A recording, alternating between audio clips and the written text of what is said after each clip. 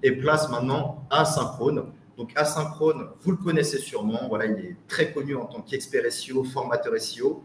Il a été mis en avant notamment via le premier House of Business. Il a également ouvert le bal du deuxième House of Business. Et aujourd'hui, on le retrouve pour la 3e édition du House of Business avec une conférence qui va vraiment taper fort, comme les 2 dernières qui ont été vraiment des grosses conférences qui ont retenu l'attention de beaucoup de personnes.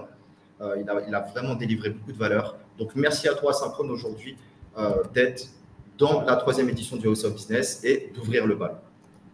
Alors, bonjour tout le monde. Merci d'être présent, du coup, en direct pour cette conférence. Alors, aujourd'hui, je vais vous présenter édition de site et si on voyait plus grand. Donc, qui je suis? Moi, c'est Asynchrone. J'ai fait de l'édition de site depuis 2016.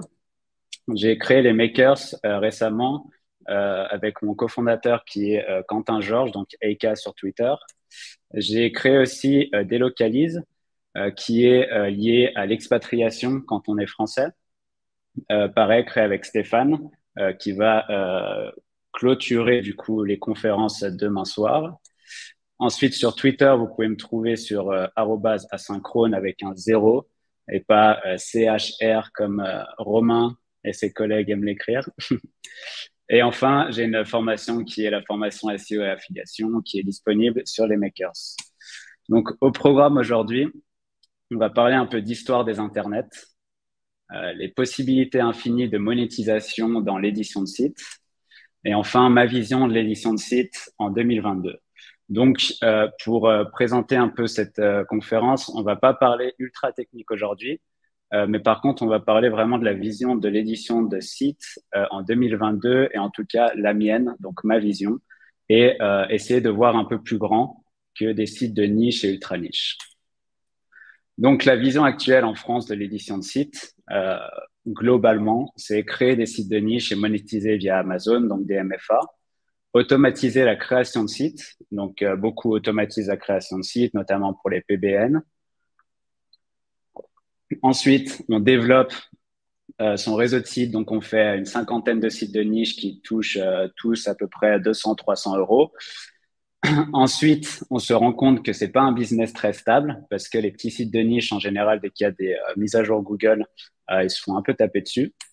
Donc ensuite, en général, les personnes vont dans la création d'une SaaS ou la création d'une plateforme de service SEO, en netlinking ou en rédaction.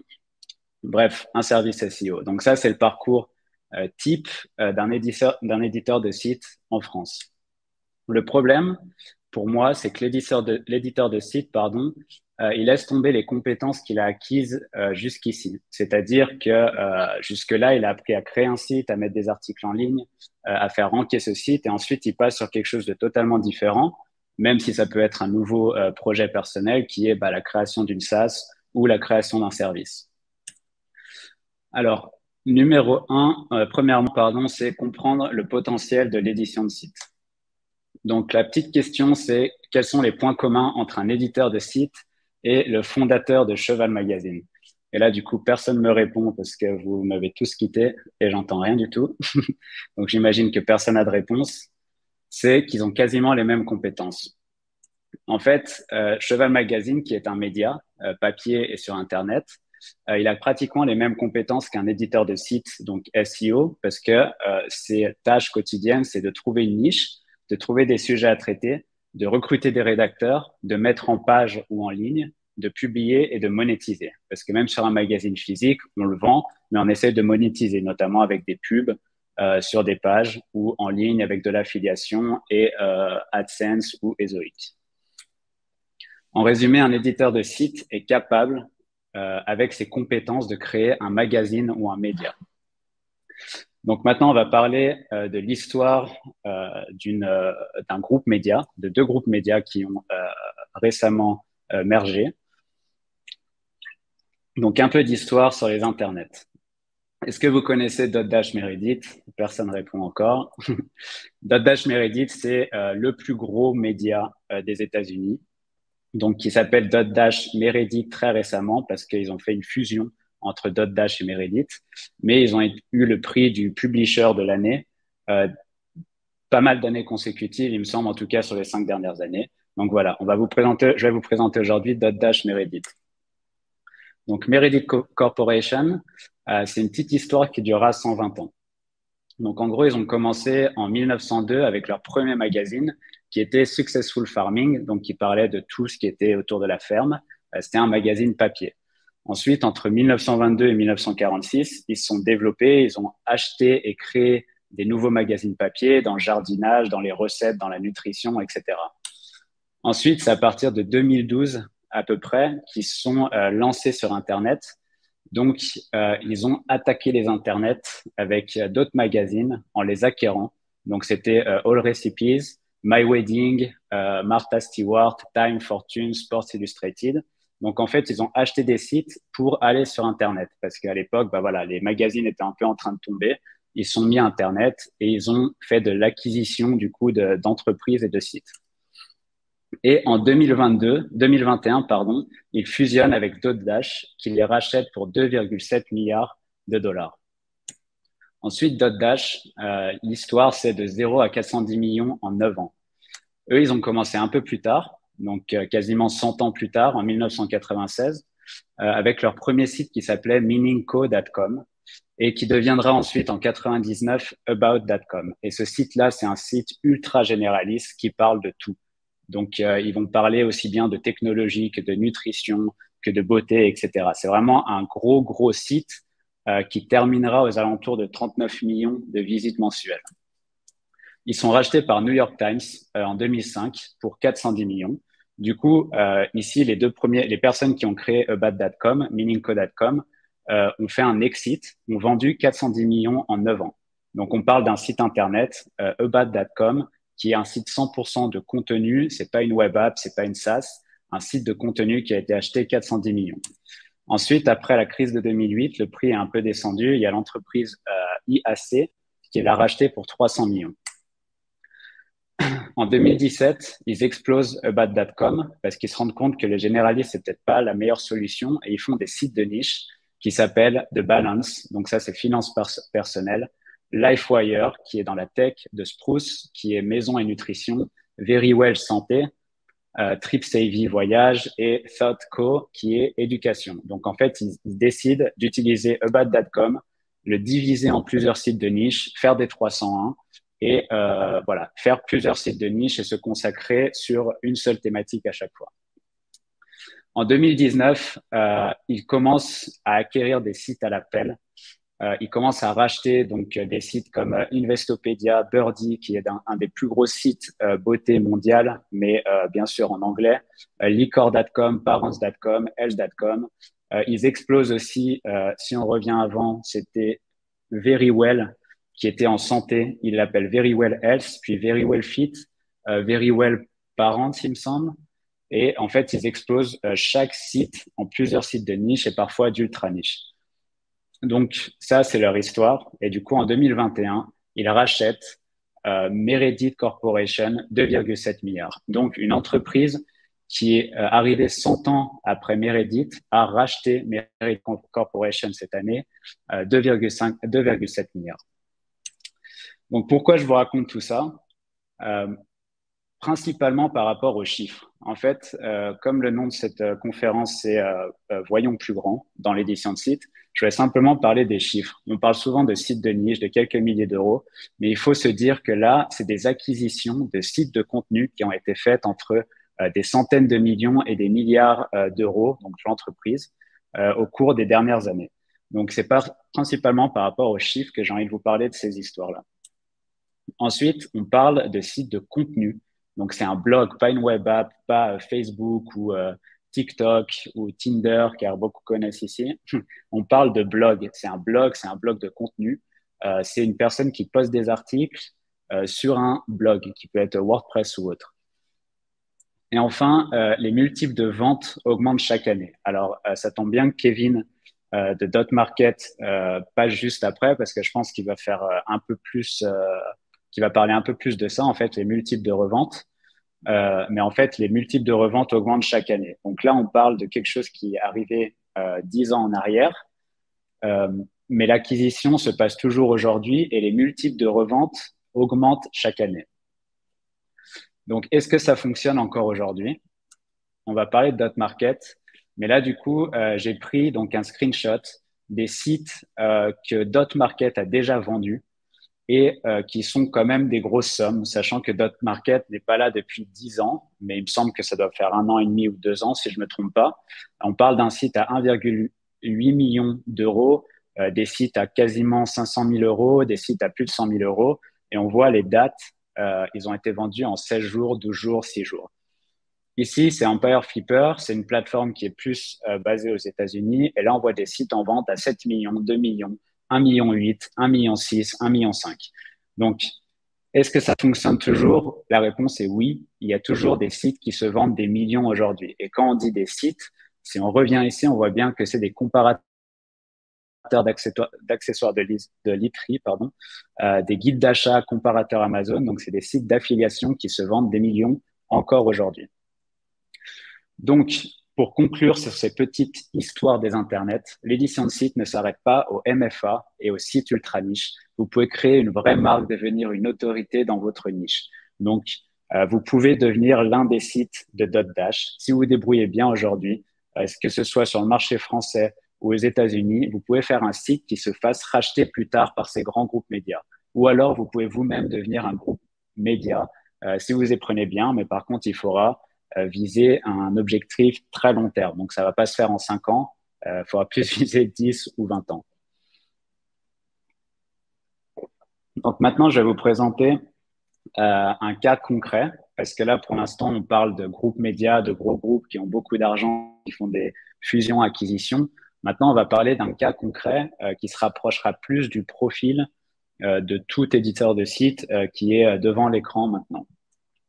Donc, est-ce que vous connaissez Epic Gardening? D'ailleurs, je dis merci à Gaël Breton d'Authority Hacker qui a fait un super thread et ça m'a rappelé que Epic Gardening était un très bon exemple pour aujourd'hui.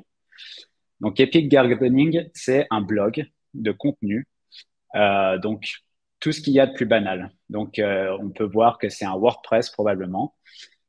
C'est la personne qui a créé ce site, c'est Kevin Espiritu. Et c'est important de dire qui a créé ce site. Pourquoi? Parce que c'est pas un énorme groupe média, c'est pas un milliardaire. On va voir ensemble que c'est vraiment une personne comme nous. En 2013, Kevin est un étudiant en comptabilité. Si on revient en arrière, on parle de jardinage. En 2013, Kevin est un étudiant en comptabilité. Il a passé un été à jardiner avec son frère et il se dit, tiens, je vais peut-être lancer un petit site de niche sur le jardin. Il le fait sans prétention, c'est un petit site de niche. Donc pour toutes les personnes qui demandent souvent, voilà, je pense pas avoir les compétences ou l'expérience nécessaires pour créer un site dans telle niche. Kevin était un étudiant en comptabilité, il a créé un site sur le jardinage. Et aujourd'hui, Kevin, il en est où? C'est le jardinier le plus suivi au monde. Il a des millions et des millions de visiteurs sur toutes les plateformes mensuellement et il est présent dans plus de 100 pays dans le monde. Donc, Epic Gardening en chiffres, c'est 4 millions de chiffre d'affaires annuel. C'est 613 000 visites par mois en organique. Donc là, on ne parle pas de pub, on parle simplement de SEO, donc par rapport aux positions de son site. Ensuite, il a 1,78 millions d'abonnés YouTube, 628 000 followers sur Instagram. Il a 1,9 million d'abonnés sur TikTok et il a 39 100 membres sur son groupe Facebook. Et ça, j'ai bien voulu souligner le groupe Facebook qui est différent d'une page parce qu'un groupe, quand on poste un message, la plupart du temps, on touche tous les membres du groupe et c'est pas comme une page Facebook où on va toucher qu'un pourcentage. Et enfin, il s'est même mis à Discord, qui est beaucoup plus au goût du jour, avec quasiment 9000 membres dans le Discord. Et on parle de jardinage, donc un Discord autour du jardinage. Comment Kevin monétise son site, son contenu? Donc, il a commencé par Google, AdSense et affiliation. Donc, je pense que la plupart des éditeurs de sites aujourd'hui le font, même si AdSense n'est plus trop au goût du jour et on passe plus par Ezoic. Donc, il a commencé par l'affiliation. Donc, on peut voir sur l'image de droite, en haut, j'ai entouré donc Product Review, qui est la partie où il fait toutes les reviews, donc les tests et avis de ses produits. C'est comme ça qu'il monétise. Ensuite, il a lancé 2 livres sur Amazon. Alors ça, c'est un choix qui peut être contesté. Il aurait pu les lancer sur son site, mais il l'a lancé sur Amazon. Moi, ce qui m'étonne aujourd'hui, c'est qu'on parle de jardinage encore. Sur le livre de gauche, on voit 331 reviews, donc évaluation. Et à droite, on voit plus de 1600 reviews sur le livre. Donc, on peut imaginer le nombre de ventes qu'il a fait avec ces livres-là. Ensuite, il a lancé son e-commerce, qui a été un des plus gros moves de son site.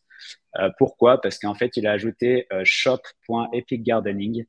C'est le cas de pas mal de sites dans cette niche-là, donc qui font des produits de jardin. Et ce qui est assez impressionnant, c'est le nombre de reviews de chaque produit. Là, on voit qu'est-ce que c'est? Je sais même pas ce que c'est, un lit de jardin. Non, c'est sûrement pour contourer les plantes.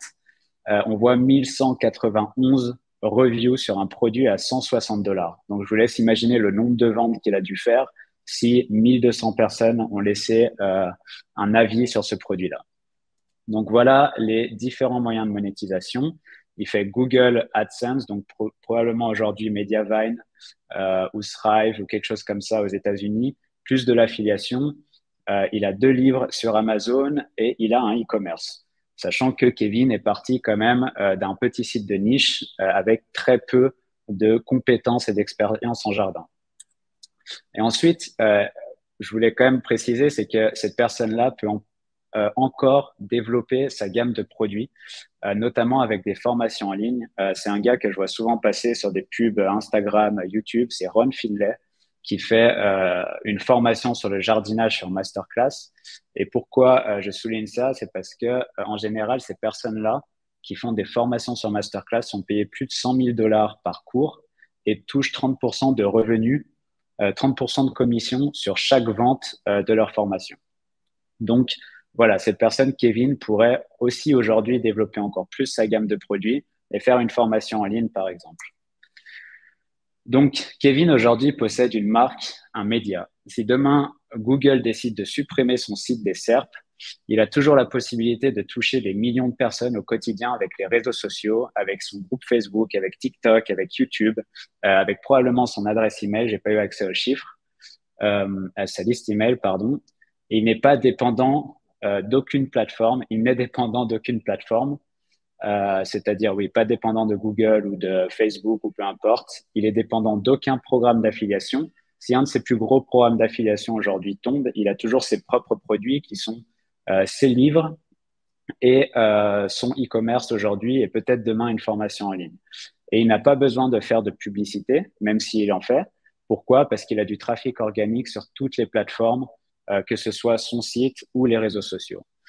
Pour moi, il a un business stable aujourd'hui parce qu'il a vraiment une entreprise qui n'est dépendante de rien du tout et il possède même ses propres produits.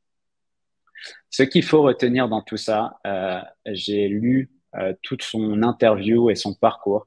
Et moi, ce qui m'a le plus touché, c'est à l'époque, j'écrivais 12 heures par jour, tous les mois, pour publier sur mon site. Donc, en gros, il passait 12 heures par jour à rédiger des articles. Et il y en a beaucoup qui, peut-être, ont la flemme de rédiger, mais cette personne-là passait 12 heures à rédiger des articles, à les publier sur son site tous les jours. Cette phrase, pourquoi j'ai souligné? Parce que ça montre bien que cette personne-là n'est pas un grand média, n'a pas eu l'argent de ses parents ou quoi que ce soit. Il a tout fait par lui-même et il a rédigé ses propres articles au début. Et on voit même plus tard dans ce petit texte qu'il a dit, j'ai recruté mon rédacteur à partir d'un certain moment pour commencer du coup à rédiger des articles. Mais il n'a pas commencé avec des rédacteurs. Donc voilà l'histoire de Kevin. Kevin était comme vous. Et quand je dis vous, c'est une grosse globalité, c'est-à-dire en tout cas comme moi quand j'ai commencé. Donc, comment aborder l'édition de site en 2022? Alors ça, bien sûr, c'est ma vision qui peut être contestée par beaucoup, mais c'est ce que je vois aujourd'hui et c'est ce que les mises à jour Google montrent également. Donc, toujours commencer par un ou plusieurs sites de niche ou ultra niche pour apprendre les bases. Encore une fois, créer des sites de niche, c'est bien.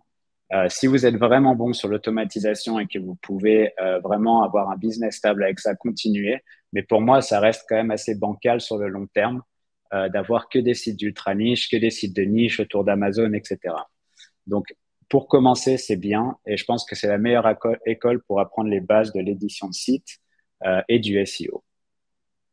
Ensuite, choisir une niche qui nous plaît et nous plaira sur le long terme. Alors, il y en a beaucoup qui parlent de personal branding, donc c'est-à-dire de créer un site autour de soi-même sans prendre son nom,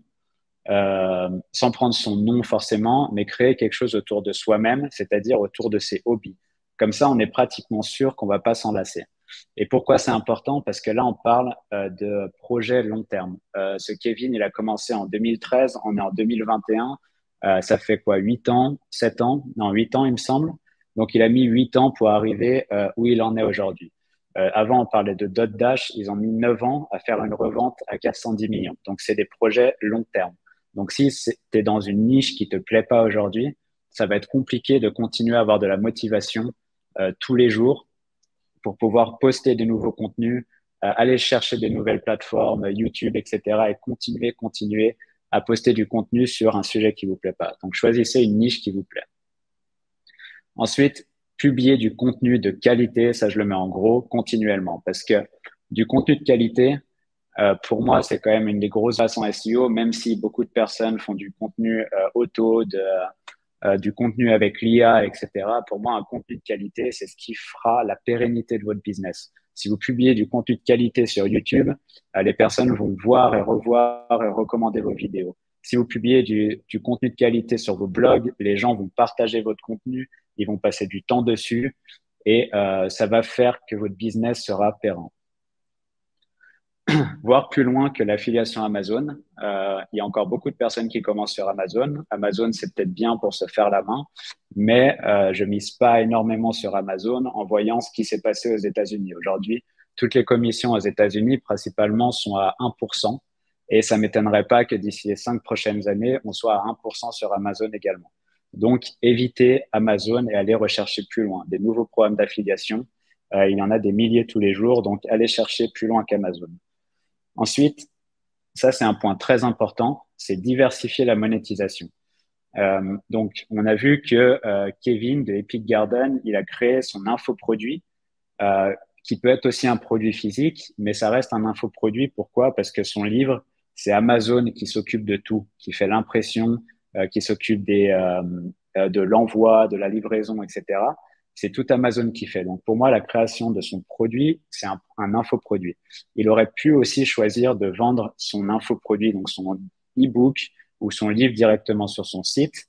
Il a choisi de le faire autrement, mais voilà, il a choisi un infoproduit. Ensuite, les produits physiques. Tout dépend de votre niche, mais en général, il y a pas mal de niches comme le jardinage où les produits physiques sont très, très, très intéressants en termes de vente. Et c'est l'un des seuls moyens de faire vraiment des gros revenus. Dans le jardinage, pour moi, ça reste quand même de faire un produit physique et de vendre des produits physiques parce que la plupart des personnes dans un jardin, ils font un travail physique et ils ont besoin d'outils qui les aident donc à planter des plantes, etc. Et enfin, il y a abonnement. Donc ça peut être une newsletter, ça peut être un abonnement à votre site pour avoir accès au contenu, peu importe. Et enfin, Ezoic, je mets Ezoic parce qu'on est en France et ça reste pour moi une des plateformes qui paye le mieux en ads. Et pour en citer un autre, il y a aussi Outputch, par exemple, pour les notifications push. Donc voilà, vraiment important, c'est de diversifier la monétisation et ne pas s'arrêter à l'affiliation. Et enfin, pour moi, la dernière étape, une fois qu'on a vraiment travaillé tous les moyens de monétisation sur son site, c'est de multiplier les canaux d'acquisition de trafic. Que ce soit aller sur YouTube, sur TikTok, sur Twitter. Paul Sanchez, d'ailleurs, qui a critiqué les threads hier. Voilà, pour moi, Twitter, ça reste quand même une plateforme qui est facile d'accès aujourd'hui, sur laquelle on peut monter assez vite. Et ça reste un bon moyen de publier du contenu et surtout de réutiliser le contenu de nos articles. Bien sûr en les réécrivant, mais ça reste du contenu écrit. Alors que Instagram, YouTube, TikTok, ça va être du contenu vidéo, donc c'est un travail en plus. Donc voilà, tout ça pour dire qu'il faut multiplier les canaux d'acquisition de trafic une fois qu'on a tous les produits nécessaires et possibles sur son site. Et enfin, pour moi, le plus important, c'est que là, on n'est pas dans des promesses de dropshipping ou autre. Il faut être patient. Là, les histoires que je vous ai racontées, bien sûr que c'était à l'époque des magazines papier, mais Reddit, ils ont passé 120 ans avant d'être achetés, 2,7 milliards. Dotdash, ils ont attendu 9 ans avant d'être achetés, 410 millions. Quand on crée un site et on veut le revendre à plus d'1 million, il faut au minimum 5 ans. C'est pour ça que je dis vraiment avoir des objectifs long terme. Penser 10 ans, voire grand, plus grand qu'un site MFA, plus grand qu'un site de niche, mais vraiment créer une marque, être une autorité dans sa niche et être patient. C'est le plus important et c'est une des plus grandes qualités en SEO, c'est d'être patient. Et enfin, je conclurai cette présentation par, pour toutes les personnes qui se disent que tout ça, c'est beaucoup de travail et qui pensaient juste faire un petit site de niche, ranker rapidement et faire des millions. Il y a cette image qui est passée aujourd'hui. Personne qui se livre, how to make money, work. Et voilà, vous pouvez pleurer, mais pour moi, il n'y a pas de raccourci. Si vous voulez faire de l'argent et être libre financièrement ou quoi que ce soit, il faut du temps, il faut du travail et il faut de la persévérance. Donc voilà pour moi aujourd'hui. Merci à vous. Et est-ce que vous avez des questions? Comment Asynchrone publie automatiquement sur les réseaux sociaux, donc des textes, des threads, et est-ce que tu as un outil pour centraliser un petit peu toutes tes publications? Je vois que tu as un process où tu mets ton thread, tu mets ton article de blog, peut-être que tu publies ailleurs ou prochainement tu vas publier ailleurs. Est-ce que tu as un petit process à nous proposer? Ouais, alors pour faire automatiquement, il faut avoir un super partenaire. Honnêtement, il y a beaucoup d'outils d'automatisation. Je les utilise pas. Pourquoi? Parce que pour moi, un réseau social tel que Twitter, ça reste du copywriting. Et si tu n'es pas bon en copywriting, tu peux pas toucher autant de personnes que tu souhaites. Et la personne qui est derrière tous les threads, c'est Quentin Georges, mon cofondateur des Makers. Pour le coup, j'ai des rédacteurs donc pour les Makers, donc des rédacteurs qui font partie de ma formation, qui sont des super rédacteurs. Quentin s'occupe des briefs et ensuite tout ce qui est publication, c'est Quentin qui le fait. Plus tard, on automatisera peut-être en prenant une personne, en engageant une personne qui fait ça. Mais très honnêtement, je suis assez contre l'automatisation. Après, c'est très personnel, mais comme je l'ai souligné dans la conférence, c'est vraiment j'aime le contenu de qualité. Et pour moi, plus tu automatises, plus tu perds en qualité. Il faut réussir à faire le bon arbitrage entre les deux. Ouais, c'est ça. Après, non, oui, je peux souligner juste pour Twitter, il y a une chose que j'utilise, mais c'est pas de l'automatisation de contenu, c'est tweethunter.io, qui est un outil qui m'aide à planifier. Planifier des tweets, planifier des threads. Et ça, c'est quand même important parce que voilà, moi, avec le décalage horaire, par exemple, pour éviter de publier quand tout le monde dort, c'est quand même assez cool. Autre question, pouvez-vous préciser rapidement comment fonctionne Ezoic et quand le mettre en place? Alors pour ça, il faut contacter Kevin d'Ezoic sur Twitter et il vous expliquera tout. Ezoic, en fait, ils ont pas mal évolué sur leur plateforme. Aujourd'hui, c'est un peu un do-it-yourself. Donc, en gros, tu as un peu des mini-formations pour apprendre à toi-même améliorer tes positionnements de publicité, etc. sur ton site. Mais il suffit de s'inscrire sur le site. Il me semble qu'ils vont t'appeler pour t'expliquer un peu. Et ensuite, tu l'installes sur ton site. Tu as pas moins d'un minimum de visites, il me semble. Mais pour moi, pour mon expérience, je dirais qu'il faudrait quand même minimum 5000 visites par mois pour espérer faire que quelques euros par mois. Donc voilà, simplement s'inscrire sur la plateforme et en général, c'est assez bien, vous êtes assez bien guidé et vous avez accès à une mini formation, il me semble. Sur la mise en place des solutions qui demandent plus de skills techniques, mettre en place un e-commerce, montage vidéo sur YouTube, tu estimes que c'est plus intéressant d'apprendre ça sur du temps perso en plus et à partir de quand outsourcer, donc à partir de quand déléguer, externaliser? Alors, tout dépend. Si tu veux aller vite, il faut outsourcer. Mais Moi, personnellement, ce que je préfère, c'est créer des process pour ce que je connais déjà. Admettons la mise en ligne, la rédaction d'articles, créer des process automatisés en recrutant des personnes, puis me libérer, me donner du temps personnel pour apprendre. Je vais apprendre à créer un e-commerce seul sur mon site et ensuite, je vais recruter quelqu'un peut-être. Mais en général, moi, personnellement, j'ai assez du mal à passer par une agence directement ou à outsourcer directement sans comprendre.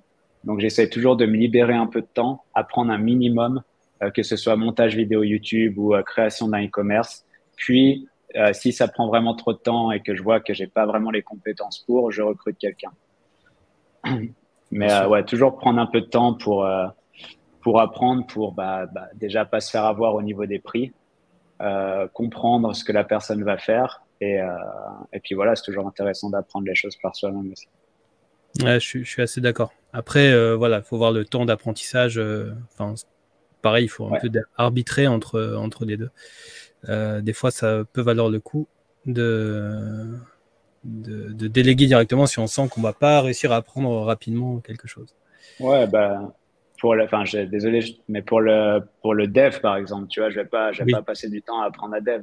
Je vais plutôt demander à un collègue ou une personne sur Twitter qui s'y connaît, à qui j'ai confiance, de m'aider à recruter une personne plutôt qu'apprendre à coder pendant 3 ans et puis recruter une personne après, quoi. Du coup, tu as introduit une autre dimension, c'est aussi utiliser son réseau, en fait, utiliser ses contacts pour aussi dénicher d'autres potentiels. Complètement. Asynchrone, selon toi, c'est quoi la différence entre un projet à 1 000 € par mois et à 10 000 € par mois? Pour moi, c'est la qualité de l'exécution. C'est-à-dire que, alors, il y a qualité et aussi connaissance de la niche, connaissance de la thématique.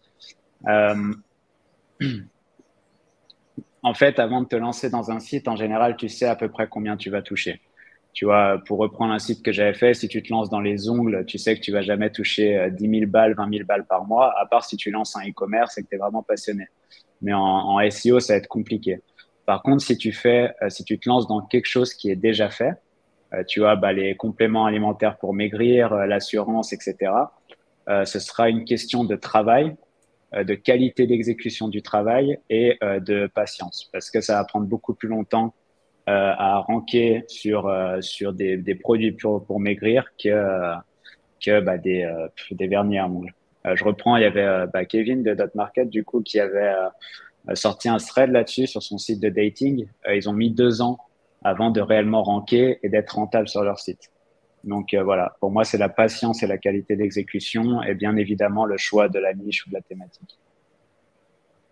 Ok, et pour rebondir sur ça, est-ce que tu aurais, c'est vrai qu'on en avait parlé en vidéo, en live plusieurs fois, aurais-tu des niches bankable du moment à nous conseiller? Ouais, pour moi, c'est en fait, il faut suivre les tendances. Alors en crypto, c'est un peu compliqué à en parler aujourd'hui parce que ça tombe un peu, même si du coup mon pote Crypto Gary va passer demain et vous expliquer un peu ce qu'il en est. Mais pour moi, c'est des formations en ligne, c'est tout ce qui est SaaS. Pourquoi? Parce qu'en fait, c'est ce qui se développe de plus en plus. On a de plus en plus besoin d'outils. Donc, il y a des outils qui sortent tous les jours, des nouveaux programmes d'affiliation. Donc, il faut aller là-dedans. Et ouais, dernièrement, je dirais tout ce qui est nutrition.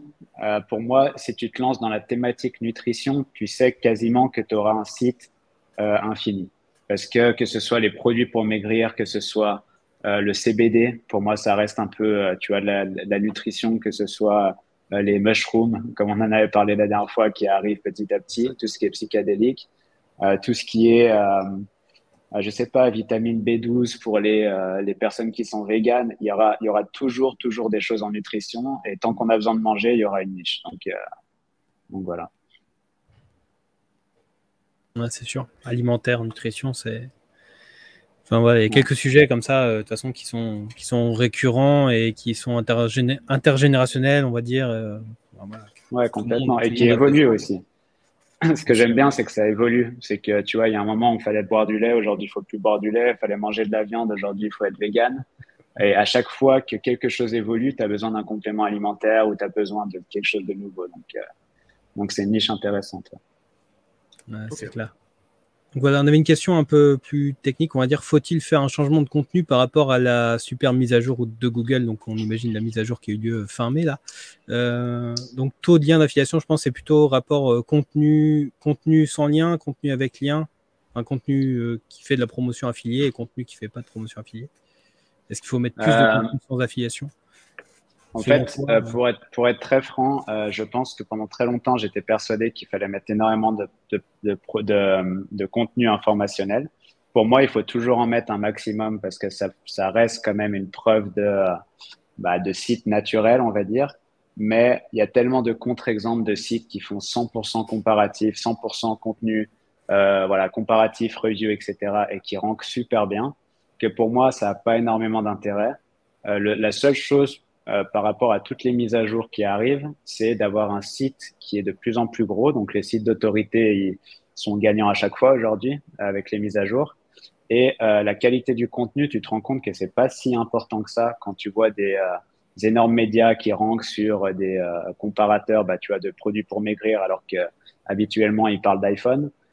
Tu vois, s'ils rankent là-dessus, c'est que la qualité n'est pas très importante. Parce que la qualité de ce contenu-là n'est pas de qualité, d'ailleurs. Et une dernière chose. J'ai testé le produit, ça marche pas non plus. Hein. Pour maigrir, ça n'a pas trop marché, tu vois. Je tiens à le préciser. Pas, mais je fais 300 kilos en vrai. D'où l'avatar. D'où l'avatar, ouais. Je me cache. Sinon, ça passe pas dans la caméra. Et non, une dernière chose par rapport à ça, et je pense que tout le monde s'accorde sur le sujet, c'est la mise à jour du contenu qui est devenue vraiment, vraiment importante. Mettre à jour ses contenus au moins toutes les années. Ouais, je pense qu'il y a une vraie pattern à ce niveau-là également. Ouais. Et pour toi, Asynchrone, c'est quoi le meilleur moment pour passer d'un site de niche à une marque? Parce qu'on entend beaucoup de personnes qui veulent lancer une marque alors qu'il n'y a même pas un contenu, il n'y a même pas un site en place.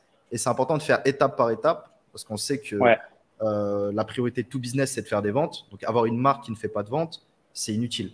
Donc, on parle beaucoup d'édition de site, de niche. Pour toi, c'est quoi le meilleur moment pour se dire, OK, le concept est validé, on va faire une refonte du site, on va retravailler les contenus, on va storyteller peut-être la page d'accueil. Voilà, c'est quoi le meilleur moment pour toi? Ouais, c'est important de le souligner parce que j'ai moi-même fait l'erreur de partir sur un site d'autorité directement quand j'avais pas forcément le budget. Et un site, quand tu veux créer une marque, ça coûte très cher et ça prend du temps en général si tu veux faire un site très gros dès le début. Donc, pour moi, c'est important de partir sur une niche, comme tu le dis. Et c'est hyper compliqué à répondre à cette question, mais pour moi, c'est d'avoir atteint 80% de la monétisation possible, en tout cas en affiliation. Okay. Et tu vois, quand tu as fait les plus gros produits de ta niche, que tu rankes dessus, que tu es plutôt confortable en termes de ranking, là, tu peux te permettre de faire évoluer ton site et de partir sur un site un peu plus d'autorité avec plusieurs catégories, etc. Mais pour moi, il faut quand même valider en fait la première étape qui est de faire au moins 80% de la possibilité de monétisation dans cette niche-là. Ouais, qu'il faut faire des ventes, quoi. Ça a de réinvestir constamment du budget alors qu'on va dans la mauvaise direction, alors que les mots-clés sont mal choisis, alors peut-être le business il est mort. C'est vrai que je voyais plus large, mais tu fais bien de le dire, c'est être rentable, premièrement. Ouais. Tu vois, si tu fais que investir et que tu perds de l'argent et que tu n'es pas rentable, reste sur ce que tu fais, essaye d'être rentable avant de t'élargir. En fait, il faut toujours réfléchir comme une entreprise, tu vois. Une entreprise qui vend des livres comme Amazon, ils ne seraient jamais lancés sur toutes les autres niches s'ils n'avaient pas déjà fait d'énormes bénéfices avec les livres et qu'ils n'étaient pas une autorité dans le livre. Tu vois, ils n'auraient pas fait des écrans, où ils sont maintenant, quoi. Donc, bien vraiment, sûr. Valider chaque étape. Ça, c'est réel parce que non, on voit la success story, mais on ne voit pas tout ce qui s'est passé avant. Uber, ça fonctionnait, mais ça fonctionnait même sans application. C'était des assistants virtuels qui connectaient les chauffeurs directement avec les clients, mais tu n'avais même pas d'application. Donc, c'est vrai qu'il faut voir ce truc-là d'étape par étape avant de croire qu'un site, il est revendu 100K sur Dotmarket et qu'il a été fait en 6 mois, quoi. D'ailleurs, en parlant de ça, il y a Dotmarket qui va intervenir juste après toi. Et pour toi, en combien de temps on pourrait partir d'un projet neuf, genre avec un XP 50 RD, DoFollow indexé, un truc quali? En combien de temps on pourrait le retravailler et le revendre pour faire une belle plus-value? Avec, Alors, par attends, exemple, un site qui fait des revenus, quoi. tu parles d'un D'un- site que tu rachètes et qui a déjà un Pardon, revenu ou pas? c'était pas très clair. Un site vierge, juste le nom de domaine, tu le travailles sur une niche, tu fais des revenus, par exemple 500 balles le premier mois, ensuite tu montes à 1000, 2000. Tu penses que l'idéal, c'est quoi? Ce serait de le revendre au bout de 6 mois, un an? Est-ce que l'idée, ce serait de le garder le plus longtemps possible, sachant que des fois, à le garder trop longtemps, tu pourras le vendre moins cher qu'à un moment donné? Par exemple, il y a un an, peut-être qu'il avait plus de valeur qu'aujourd'hui parce qu'il perd des positions, parce que la niche est moins attrayante. Est-ce que si tu devais être dans ce genre de cas concret, est-ce que tu aurais un ordre de durée à proposer?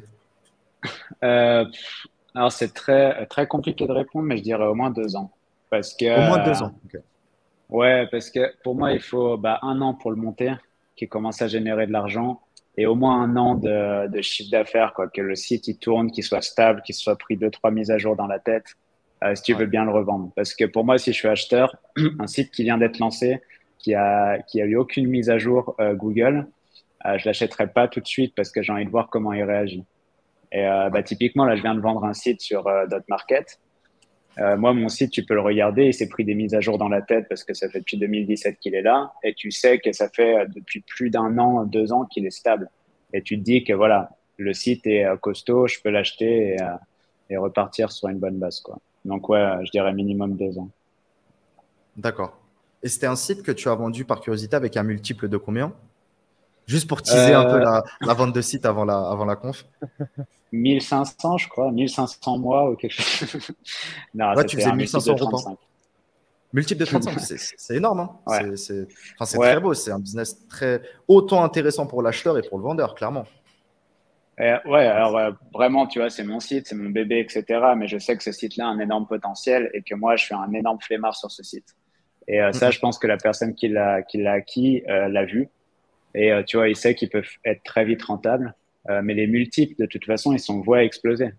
J'espère que Kevin va en parler après, mais tu regardes aux États-Unis ce qui se fait, tu regardes qui est derrière les rachats, que tu as de plus en plus de gros groupes, typiquement comme ce que je viens de présenter, Dotdash, Meredith, qui sont là avec des millions et qui sont prêts à te racheter juste pour dominer la niche. C'est ça. Et ça va être le cas pendant des années. Donc les multiples vont exploser. Mm, mm. Ah, c'est vrai que créer un business juste pour les racheter, c'est ambitieux, c'est culotté, mais ça se fait beaucoup, hein. C'est vrai que ça se fait beaucoup chez les Ouais, ricains. Bah voilà, tu consacres 6 mois, un an de ta vie. Par contre, si tu es premier sur toutes les SERP, bah, généralement, tu as toujours le gros acteur ou le deuxième qui va te faire une proposition de rachat, quoi. ouais, de toute façon, c'est aussi une énorme technique SEO. Pour moi, une fois que tu as fait ce site, là, tu vois, style Epic Gardening, pour moi, une très bonne stratégie, c'est soit d'aller sur différentes plateformes, tu vois, YouTube, etc., soit de Ouais, commencer à racheter les deuxième et troisième résultats. Parce qu'à ce moment-là, tu te mets un monopole sur carrément, Google ouais. et c'est légal. Donc, euh, donc, autant le faire, quoi. Carrément. Eh bien, merci à Synchrone. Franchement, c'était top. Niveau timing, on est nickel. 9h57. Merci à toi pour ton temps. Merci à toi pour cette excellente conférence, pour tes slides. Où on peut te retrouver. Voilà, n'hésite pas à faire un petit mot de la fin avant d'enchaîner avec Kevin, quoi. Ouais, merci à vous deux. Merci à vous deux pour m'avoir invité. C'est toujours cool de venir ici. Vous pouvez me retrouver sur Twitter principalement, donc asynchrone. Et puis profitez de la prochaine présentation par Kevin, parce que c'est un très bon gars et il a toujours du bon contenu à partager. Ah, Bonne c'est clair, journée ça à va être cool. tous. Salut à Synchrone. À très vite. Merci à toi. Allez, ciao. Ciao. Bye. Ciao.